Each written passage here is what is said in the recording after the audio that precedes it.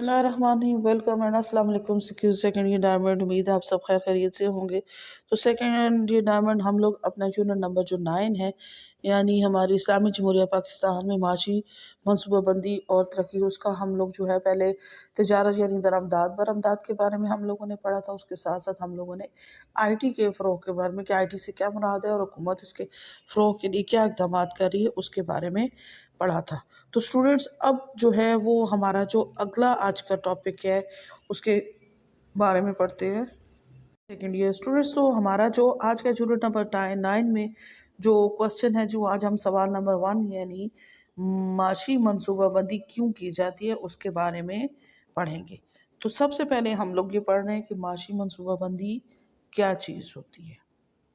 अब यहाँ पे कह रहे हैं कि कौमी मईशत की तरक्की और अवाम की खुशहाली के लिए मुल्की वसाइल को, यानी कौमी मईशत की तरक्की के लिए और अवाम की खुशहाली के लिए जो मुल्की वसाइल हैं उनको बेहतर तरीके से इस्तेमाल करना जो होता है वो माशी मनसूबाबंदी कहलाता है। दोबारा रिपीट कर रही हूँ कि कौमी माशियत की तरक्की यानी आपकी जो इकॉनमी है उसकी तरक्की के लिए और आपके जो लोग हैं यानी आवाम की खुशहाली के लिए जो आपके मुल्क के वसाइल हैं, जो आपके पास मौजूद चीज़ जो वसाइल हैं उनको बेहतर तरीके से इस्तेमाल करना जो होता है वो माशी मनसूबाबंदी कहलाता है।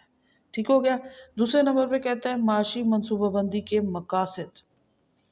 अब उसके माशी मनसूबाबंदी के हम मकासद के बारे में पढ़ते हैं कि क्यों होना चाहिए, क्या होता है, क्यों माशी मनसूबाबंदी की जाती। तो सबसे पहले कहते हैं कि मुल्की वसाइल से बेहतर तौर पर इस्तेफादा करना, यानी जो आपके मुल्की वसाइल है उनको बेहतर तरीके से इस्तेमाल करना, उनसे फ़ायदा उठाना। तो माशी मनसूबाबंदी का मकसद आवाम को खुशहाल ज़िंदगी के मौक़े फराहम करना होता है। क्या करना होता है? इसका मकसद आवाम को खुशहाल ज़िंदगी के मौक़े फराहम करना है।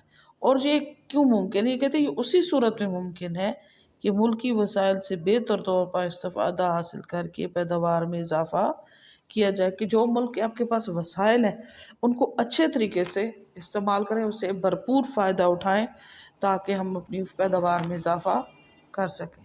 ठीक हो गया।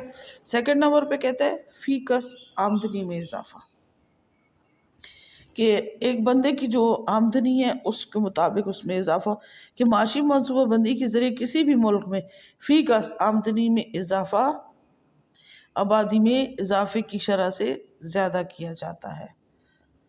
जी, तो फ़ीकस आमदनी में इजाफ़ा होता है कि आबादी में इजाफे की शरह से किया जाता है कि कितनी आबादी होती है और फिर उसको तकसीम कर दिया जाता है। उसके बाद उसकी जो है पर पर्सन के हिसाब से फिर उनकी फ़ीकस आमदनी निकाली जाती है। फिर मुल्की माशियत के हर शोबे में तरक्की, बेहतर माशी मनसूबाबंदी के ज़रिए ही, क्या बेहतरीन जो मनसूबाबंदी आप कैसे प्लानिंग कर सकते हैं, जो उसके ज़रिए ही मुल्की मैशियत के हर शोबे में तरक्की लाई जा सकती है। यहाँ पहले से जैसे मंसूबे बनाए जाते हैं, 5 ईयर्स प्लान बनाए जाते हैं कि उस तरह से कि कौन से शोबे को कितने पैसे देने हैं, 5 साल में वो कितनी तरक्की कर सकता है। तो फिर ये होता है गवर्नमेंट जो होती है वो जो है वो बेहतर माशी मनसूबाबंदी के लिए जो है वो प्लान बनाती है और कोशिश उसकी ये होती है कि जो इकॉनमी का हर शोबा होता है यानी मैशियत के हर शोबे में तरक्की लाई जा सके और उसके साथ साथ वहाँ के जो अवाम है उनको मेयारी ज़िंदगी का असूल मुमकिन हो सकता है।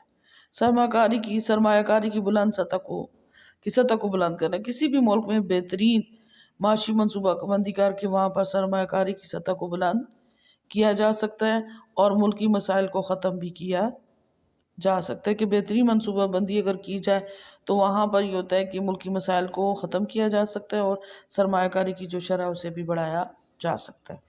ठीक है। नेक्स्ट हो जाता है कौमी पैदावार को बढ़ाना, बेहतर मनसूबाबंदी करके किसी भी मुल्क की कौमी पैदावार को बढ़ाया जा सकता है और इस मुल्क में GDP और GNP की शरह को भी ज़्यादा किया जा सकता है, यानी आपकी जो ग्रॉस डोमेस्टिक प्रोडक्शन है और जो आपकी जो ग्रॉस नेशनल प्रोडक्शन है दोनों की शरह को भी ज़्यादा किया जा सकता है। अलगर्ज किसी भी मुल्क में बेहतर मनसूबाबंदी का मकसद किसी मुल्क की कौमी आमदनी में एक तवील अरसे तक इजाफा करना होता है। ठीक है।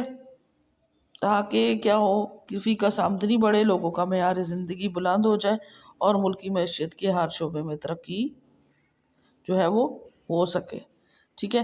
تو اب یہ ہے نا کہ یہ معاشی منصوبہ بندی تھا کہ اس کو کیا ہوتا ہے کہ قومی معیشت کی ترقی، قوم کی خوشحالی کے لیے ملکی وسائل کو بہتر طریقے سے استعمال کرنا معاشی منصوبہ بندی کہلاتا ہے. اس کے مقاصد کیا ہے کہ بہتر ملکی وسائل سے بہتر طور پر استفادہ حاصل کرنا، فی کس آمدنی میں اضافہ ہو، ملکی معیشت کے ہر شعبے میں ترقی ہو، سرمایہ کاری کی سطح کو بلند کرنا اور قومی پیداوار کو بڑھانا شامل ہے.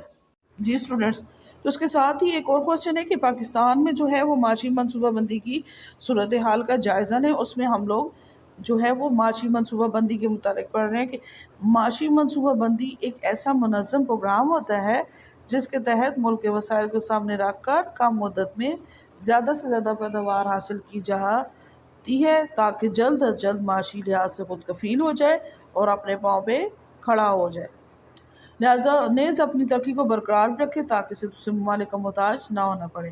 اب یہاں پہ کہہ رہے ہیں کہ معاشی منصوبوں سے بندی سے مراد ایسے پروگرام اور پالیسیاں وضع کرنا ہے جن کا مقصد باقاعدہ منظم جدوجہد کے ذریعے ملک کو معاشی بدحالی سے نکال کر معاشی خوشحالی سے امکنار کرنا ہے.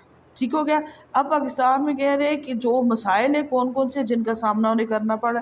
ایک ہے کم قومی پیداوار، ناکافی فی کس آمدنی، افراط آبادی، افراط زر، سائنسی و تکنیکی معلومات کی قلت، ادائیگی کا خراب توازن، بیرونی قرضوں کا بوجھ، زراعت میں جو ہے وہ